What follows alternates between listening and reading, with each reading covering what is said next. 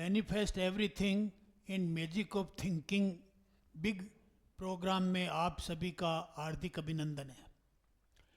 हम magic of thinking big book के आज 4th चैप्टर की समरी का यहाँ पर जिक्र कर रहे हैं। मैजिक ऑफ थिंकिंग बुक की 20 लाख से अधिक कॉपियाँ जो है बिक चुकी है। एक बेहतरीन पुस्तक है, बेस्ट सेलिंग बुक है। ओके, आज जो 4था चैप्टर है उसके बारे में मैं आपको 3 कहानियाँ बताऊंगा। पहली कहानी ये कहती है कि एडिसन नाम के एक व्यक्ति हुए जिन्होंने बिजली के बल्ब की खोज की। तो कहते हैं कि उन्होंने 999 बार प्रयास किए अलग अलग तरीके से, हर बार फेल हुए। बाद में वो जो है 1000वीं बार सक्सेस हुए और वो एक बहुत प्रसिद्ध वैज्ञानिक बने।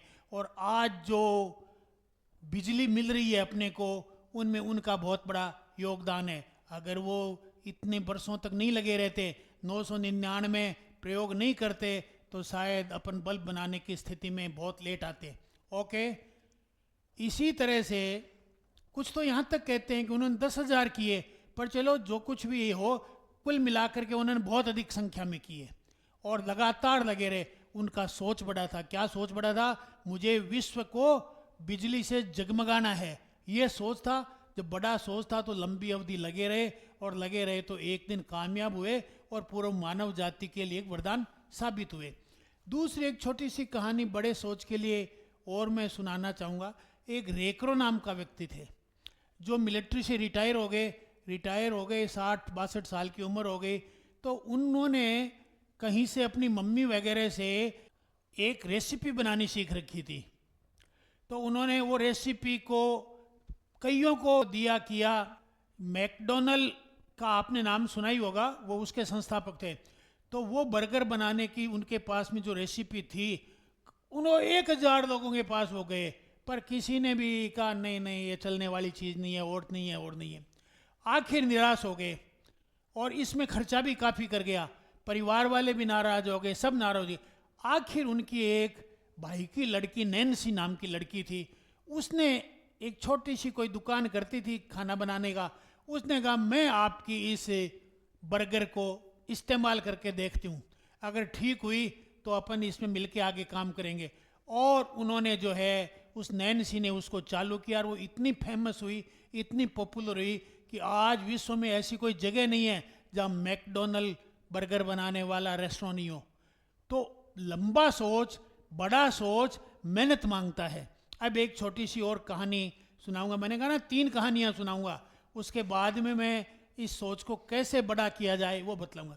तीसरी कहानी ये है कि चाइना में एक ऐसा बांस पाया जाता है। बांस एक पेड़ है, एक ऐसी स्पेसीज है, वो क्या है कि उसका जब बीज डाल दिया जाता है तो 4 सालों तक उसमें पानी देते रहते हैं, खाद डालते रहते हैं और गुड़ाई करते रहते हैं, आसपास में खरपतवार को हटाते रहते हैं, लेकिन ज़मीन से बाहर कुछ भी दिखाई नहीं देता। एक मुश्किल से आधा इंच का दिखाई देता है कि हाँ भाई उग रहा है, कुछ नहीं दिखाई देता। 4 वर्षों तक, hello how many years, 4 years तक कुछ भी दिखाई नहीं देता। बाद में 4 वर्ष बाद में वो एकदम बढ़ता है और 10-15 दिन में ही वो 80 फीट चला जाता है और महीने भर में 160 फीट ऊंचा पेड़ बन जाता है। यह जो तीसरी बात है, यही कैरेक्टर बिल्डिंग की बात है, यही एंटरप्रेन्योरशिप बिल्डिंग की बात है। एंटरप्रेन्योरशिप भी बिल्कुल ऐसे ही है जैसे कि ये बांस की कहानी मैंने आपको बतलाई। इसमें पता नहीं चलता, अंदर ही अंदर आदमी मजबूत होता रहता है।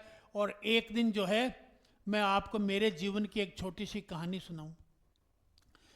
मैंने एमकॉम कर ली, उसके बाद में इधर उधर लेक्चरशिप के लिए कोशिश कर रहा था, लेकिन मेरे को किसी ने कहा यार अंग्रेजी ठीक कर लो, अंग्रेजी ठीक होना ज़रूरी है। तुम अगर लेक्चरर बनना चाहते हो, ऑफिसर बनना चाहते हो तो अंग्रेजी में मेरे ज़्यादा कुछ पल्ले नहीं पड़ा कि कैसे ठीक करूं। तो एक डिक्शनरी थी, मैंने उस डिक्शनरी को एक एक शब्द करके याद करना चालू कर दिया। रोज़ाना एक दो शब्द याद, एक दो शब्द याद। वो 1-2 साल में वो पूरी याद होगी। डिक्शनरी छोटी नहीं थी, चैम्बरलेन की डिक्शनरी बहुत मोटी डिक्शनरी थी, जो कि उस टाइम बड़ी फेमस मानी जाती थी। बाद में तो एडवांस लर्नर आई तो मैंने उसे भी याद कर लिया था, लेकिन चैम्बरलेन के डिक्शनरी के सारे शब्द मैंने याद कर लिया। और मुझे उससे कोई यानी लेक्चरारी में और में कोई लाभ नहीं मिला। लेकिन जब मैंने आरएएस का एग्ज़ाम दिया तो जो अंग्रेजी का पेपर था उसमें लोगों के तो 5, 7, 10 नंबर आते थे, वहाँ मेरे आए 60 से ऊपर। वो मेरे को फ़ायदा ज़बरदस्त वहाँ मिल गया। तो इसलिए क्या है, कुछ चीज़ें ऐसी होती है कि आप उन पे मेहनत करते रहते हो करते रहते हो करते रहते हो, फिर किसी दिन वो इतना बड़ा फ़ायदा दे जाती है कि बाद में आप के वारे नारे हो जाते हैं। अब मैं आपको बतलाऊं कि मैजिक ऑफ थिंकिंग बिग में हाउ टू थिंक बड़ा। बड़ा कैसे सोचें? सबसे पहली बात तो यह है कि बड़ा सोचने के लिए छोटा सोचना बंद करें। अपने आप को थोड़ी कीमत पर नहीं करें, अपने आप को निराश नहीं करें। छोटी मोटी दिक्कतें आएगी, लेकिन बड़ा सोचोगे तो थोड़ा समय भी लगेगा। जैसे मान लो बच्चा पैदा हो तो 9 महीने लगते हैं तो लगते हैं, अब उससे कम में बात नहीं बनती। लेकिन अब किसी का छोटा सोच और वो कहे, कोई मान लो आम का पेड़ गुठली लगाते हैं तो बच्चे क्या करते हैं, गुठली हाथ लगाई 10 दिन बाद में खोद के देखते हैं आम बना कि नहीं बना। ऐसे करना, वो आम का पेड़ उगेगा जैसे ही उगेगा और जब देगा तभी आमदनी देगा।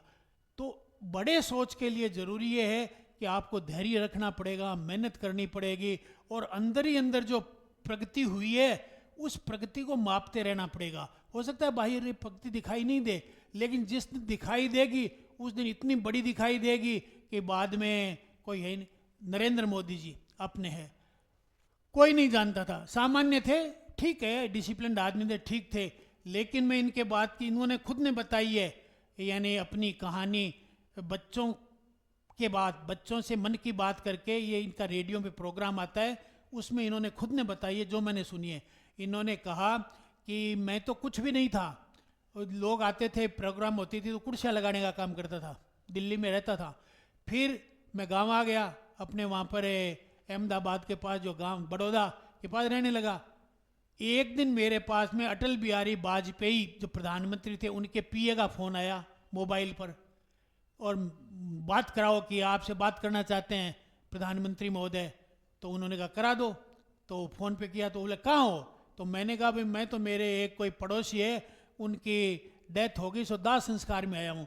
तो वो हंसते हुए बोले फिर क्या बात करें यार, तुम कोई समय भी तो देखा करो, ऐसे दाह संस्कार में बात कर रहे हो, जब फुर्सत में हो जाओ यहाँ से निपट जाओ तब बात करना। तो नरेंद्र मोदी बताते हैं कि जब मैं वहाँ से फ्री हो गया तो मैं जो है उससे, उन दिनों एसटी बूथ होते थे, मोबाइल पे बात करे तो बहुत पैसा लगता था इसने, तो मैं वहाँ बात करने के लिए गया। तो मेरे को रात भर कोशिश की लेकिन बात हो नहीं पाई। दूसरे दिन मैंने उस पीए से कहा, अरे भले आदमी, मैं इतनी देर से लगा हूँ, तुम वाजपेयी जी से बात करो, प्रधानमंत्री जी से, उन्हें कोई ज़रूरी काम होगा। तो बात होगी। दूसरे दिन करीबन 12 बजे प्रधानमंत्री जी से बात हुई और प्रधानमंत्री वाजपेयी ने कहा आप ऐसा करो, अहमदाबाद गांधीनगर चले जाओ बीजेपी कार्यालय में, बाकी सूचना वहाँ आपको दे दी जाएगी। और मैं जो है चला गया, जैसा था वैसा ही, साधारण सा पजामा, साधारण सा चोला पहना हुआ, ऐसे ही था, चला गया वहाँ। मेरे को वहाँ गया तो जाते ही बीजेपी अध्यक्ष मिले और बोले ये क्या, कपड़े चेंज करो। तो नया फर्स्ट क्लास चोला पजामा वहाँ रहते ही हैं, वो मेरे को दिया, पहनो, और पहन करके चलो आप, यानी आपको जो है राज्यपाल भवन ले चलते हैं। और राज्यपाल भवन ले गए और वहाँ पर जो है मेरे को मुख्यमंत्री की शपथ दिला दी। जब तक शपथ लेने खड़ा नहीं हुआ तब तक मुझे बताया नहीं गया कि आपको मुख्यमंत्री बनाया जा रहा है, लेकिन मेरे को वहाँ पर मुख्यमंत्री बना दिया गया। और मैं वहाँ पर कई साल मुख्यमंत्री रहा, करीबन 10 साल। उसके बाद एक दिन अचानक, ये आप सुनिए कि 10 साल बाद कोई चर्चा नहीं थी कहीं, कोई बस मुख्यमंत्री तक ही सीमित था। पर एक दिन मुरली मनोहर जी का फ़ोन आता है और वो कहता है कि आपसे ज़रा काम है, आप क्या दिल्ली आ सकते हैं, अडवाणी जी और मैं बात करेंगे। तो इसने कहा आ जाऊँगा, समय निकाल के आ जाऊँगा। मुख्यमंत्री था, व्यस्त था, पर मैंने कहा मैं समय निकाल करके दिल्ली आया तो मेरे को ये कहा गया भाई हम आपको अगले चुनाव में प्रधानमंत्री का दावेदार बनाना चाहते हैं, कैंडिडेट बनाना चाहते हैं, है मंजूर? तो मैंने कहा मैं तो इसी दिन की तैयारी में था, अच्छा हो गया, मौका आ गया, चलो बढ़िया है, अच्छा है, जिम्मेदारी बनेगी। और उन्होंने मुझे कैंडिडेट घोषित कर दिया प्राइम मिनिस्टर का। और फिर मैंने चुनाव लड़ा, चुनाव में मेहनत करी और करी, और बीजेपी को बहुमत मिला और मैं प्रधानमंत्री बना। और आज मेरे को ये, मैंने अभी सुनी, आज मैं 12 साल से देश का प्रधानमंत्री हूँ। तो लगातार लगे रहते हैं तो जीवन में सफलताएं मिलती रहती है।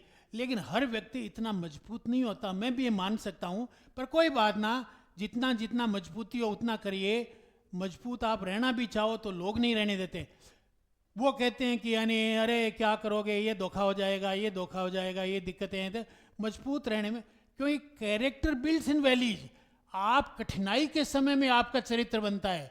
जब सब कुछ ठीक हो तब तो हर कोई आदमी काम कर ले, उसमें कहाँ यानी मेहनत, मशक्कत, साहस की जरूरत है। साहस की जरूरत जब पड़ती है जब विपरीत परिस्थितियां, उनमें आप कितने डटे रहते हो, वो आपकी सही परीक्षा है। अब मैं आपको बतलाता हूं कि ये कैसे बढ़ाया जाए आपके सोच को। तो पहला सोच बढ़ाने का तरीका ये है कि कोई भी 4 आदमी आप अपने इर्द गिर्द में देखिए, उन्होंने बड़ी सफलता प्राप्त की है। फिर एक नोटबुक लीजिए कि उनमें ऐसे कौन कौन से गुण हैं, वो तो हैं जो मेरे में भी हैं, उनमें भी है, लेकिन कुछ गुण एकाध ऐसा है जो मेरे में है उनमें नहीं है, उसको लिख डालिए। और जो गुण आप में है उसको और अधिक विकसित करिए, क्योंकि वो आपकी यूनिकनेस है, वो गुण आपको आगे बढ़ाएगा। एक तरीका हो गया। दूसरा तरीका ये है कि आपके जो भी हितचिंतक हों, अच्छे लोग हों, 2 आदमियों को लीजिए कि ये साहब मेरे में आपको क्या क्या तो क्वालिटीज़ दिखती है, वो कागज़ पे लिख दो। अरे क्या क्या मेरे में निगेटिव बातें दिखती है, वो लिख दो। वो लिख देंगे, ईमानदार पत्नी है आपकी, भाई है, और कोई आपका मित्र है, तो आपको पता चल जाएगा कौन कौन सी आप में ऐसी निगेटिव बातें जो हटानी चाहिए, वो हटाने का प्रयास कीजिए। और कौन कौन सी अच्छी बातें हैं जो उनको आपको बढ़ाना चाहिए, उनको बढ़ाइए। ठीक है, ये 2 तरीके हो गए। अब तीसरा तरीका जो जनरल काम में लिया जाता है सोच को बड़ा बनाने का, वो ये कि ऐसे लोगों से मिलिए जो ऑलरेडी अच्छी तरक्की कर गए हैं।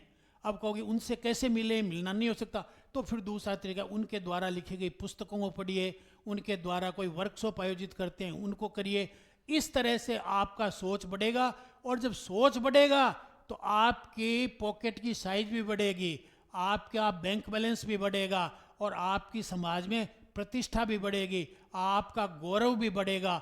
ज्यों ज्यों आपका सोच बढ़ेगा त्यों त्यों आपके अंदर आत्मोन्नति होती रहेगी और आप जीवन में अधिक से अधिक सफलता प्राप्त करते रहेंगे। ओके, मेरे व्हाट्सएप नंबर दिए हुए हैं, इनको जो आप क्लिक करो पे इसको ज्वाइन करो। मैं D Sharma, CEO team 360, chairman and spiritual mentor and law of attraction और 7 हैबिट्स ऑफ हाईली इफेक्टिव का ट्रेनर इंटरनेशनल, और मैंने 12 पुस्तकें लिखी है, और मेरे को अमेरिका में गोल्ड स्टार अवार्ड से नवाजा गया, और मेरे को CO बुर्ज अवार्ड दुबई प्रदान किया गया। और मैं आपको जिम्मेदारी से कहता हूं कि मैंने जो बात बताई है कि मैजिक ऑफ थिंकिंग बिग का 4th चैप्टर जो है उसकी सार बात मैंने बता दी। किताब आपको सब जगह मिल जाएगी, आप भी इसे पढ़ लें। अगर नहीं पढ़ पाए तो कोई बात ना, मेरे वर्कशॉप होते रहते हैं, उनको अटेंड कर लीजिए, मैं उसमें ये सारी चीज़ें सिखा देता हूँ। फीस ज़्यादा नहीं है, 11,800 रुपये, और लगातार 3 दिन तक सिखाऊंगा, फिर उसे 3 महीने तक मॉनिटरिंग भी करूंगा। Okay, thank you very much.